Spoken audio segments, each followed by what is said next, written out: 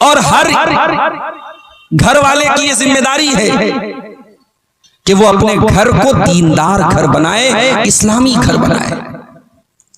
अगर आप बच्चों के बाप हैं, आप घर के गार्जियन हैं, आप बेटी के बाप हैं, बेटे के बाप हैं, बेटी की मां हैं, आपके ऊपर घर की जिम्मेदारी है, तो ये बहुत बड़ी रिस्पॉन्सिबिलिटी है, बहुत बड़ी जिम्मेदारी है, और इसका सवाल क़यामत के दिन आपसे किया जाएगा। अल्लाह के प्यारे नबी जनाब मोहम्मद रसूलुल्लाह सल्लल्लाहु अलैहि वसल्लम फरमाते हैं, अला कुल्लुकुम राइउन व कुल्लुकुम मसऊलुन अन रइयतिही। ऐ लोगों, तुम में से हर इंसान जिम्मेदार है और क़यामत के दिन उसकी जिम्मेदारी के बारे में सवाल किया जाएगा। फर्रजुलु राइन अला अहली बैतिही। आदमी अपने घर वालों का जिम्मेदार है, अपनी फैमिली का जिम्मेदार है, अपने परिवार का जिम्मेदार है, और क़यामत के दिन उसको हिसाब देना पड़ेगा।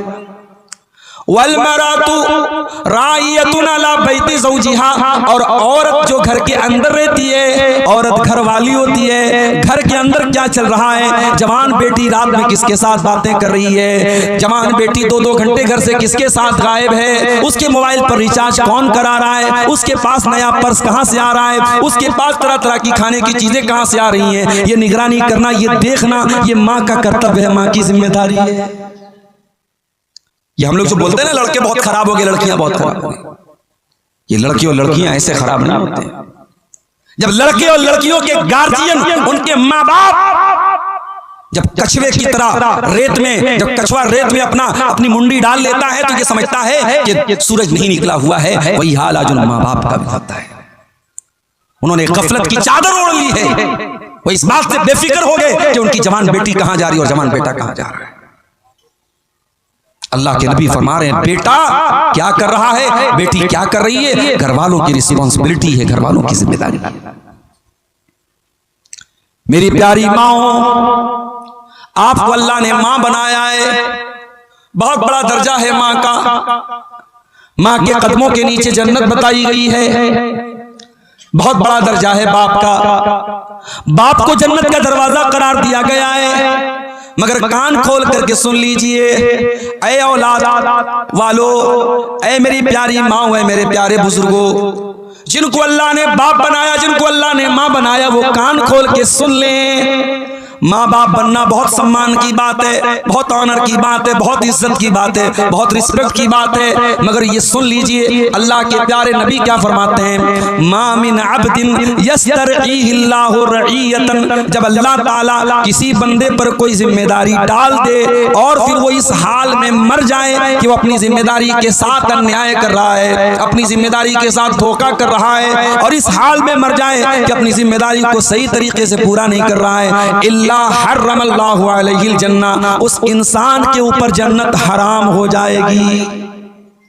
मां के पैरों के नीचे जन्नत है, मगर जिस मां को इस बात से कोई मतलब ना हो मेरी औलाद क्या कर रही है, जिस बाप को इससे कोई मतलब ना हो मेरा बेटा पैसा कमा के तो ला रहा है, कैसे ला रहा है, इससे कोई मतलब ना हो। अभी कल बनारस में एक साथी मुझे मिले, बनारस में साड़ी का कारोबार होता है। पिछले कुछ सालों से साड़ी का कारोबार बनारस का बहुत मंदी का शिकार है, बहुत परेशानी का शिकार है। बनारस के बहुत सारे जवान लड़के बेंगलोर में और सूरत में जाके काम करते हैं। उसने कहा, मौलाना कहने को तो लड़के पैसा कमाने गए, लेकिन जो लड़के बेंगलोर में जाकर के और सूरत में जाकर के काम कर रहे हैं, कड़वी सच्चाई ये है कि मौलाना साहब वहां पर उनका कोई गार्जियन नहीं है, न माँ की डांट का डर है, न बाप की डांट का डर है, न वहां पे माँ है न बाप है, लड़का कमाने गया है।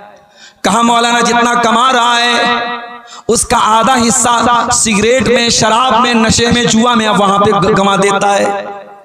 कहा कि अपने शहर में रहता था, अगर 5 टाइम की नमाज नहीं भी पढ़ता था तो कम से कम जुमा की नमाज में शामिल होता था। वहां पैसा कमाने की ऐसी धुन है, मस्जिद की शक्ल तक नहीं जानता। जुमा की नमाज में भी कितने मुसलमान लड़के जो पैसा कमाने बेंगलोर और सूरत गए हैं, वो जुमा की नमाज तक नहीं पढ़ते हैं।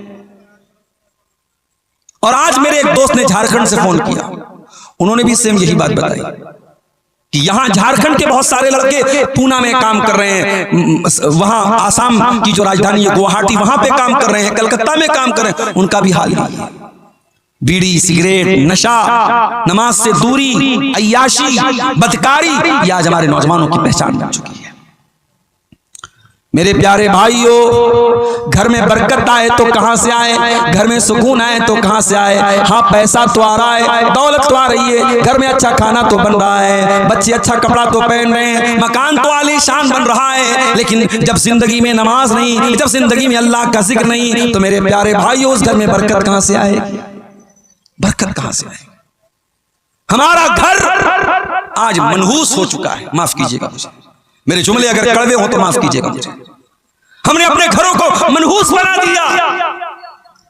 कोई जमाना था सुबह नींद खुलती थी, बूढ़ी माँ मुसल्ले पर बैठ के नमाज पढ़ा करती थी, कुरान पढ़ा करती थी। मुसलमान के घर की शुरुआत कुरान से हुआ करती थी, नमाज से हुआ करती थी। आज रात में बिस्तर पे जाने के टाइम भी इंस्टाग्राम के वीडियोस देखे जा रहे हैं, फेसबुक के वीडियोस देखे जा रहे हैं, सुबह उठ करके भी नाच गाना ही देखा जा रहा है, म्यूजिक से शुरुआत हो रही है, म्यूजिक से खात्मा हो रहा है। ये हमारे घरों का हाल है। और घर के गार्जियन का हाल ये, वो घर में टाइम देने को तैयार नहीं है। अपनी जॉब से आने के बाद, अपने काम से आने के बाद जो थोड़ा बहुत टाइम बच्चों के साथ गुजारने का मौका मिलता है, वो टाइम भी आज हम मोबाइल के साथ गुजार रहे हैं। बच्चों के हाथ में उनका अपना मोबाइल है, बाप के हाथ में अपना मोबाइल है, माँ के हाथ में अपना मोबाइल है। आज बच्चों को मोबाइल पाल रहा है, यूट्यूब पाल रहा है। आज बच्चों को माँ बाप नहीं पाल रहे।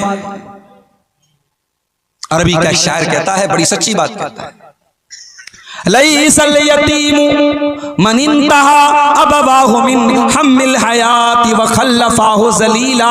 अरे यतीम वो नहीं है, अनाथ वो नहीं है जिसका बाप उसको छोड़ के चला गया हो, जिसकी माँ उसको छोड़ के चली गई हो। अरे अनाथ तो वो बच्चा है। अरबी का शायर कहता है, इन्नल यतीम हुवल्लज़ी तल्का लहू उम्मन तखल्लत व बम मशगूला। जिसकी माँ के पास अपने बच्चे के लिए फुर्सत ना हो, जिसके बाप के पास अपने बच्चों के लिए समय ना हो। समय निकालो मेरे प्यारे साथ।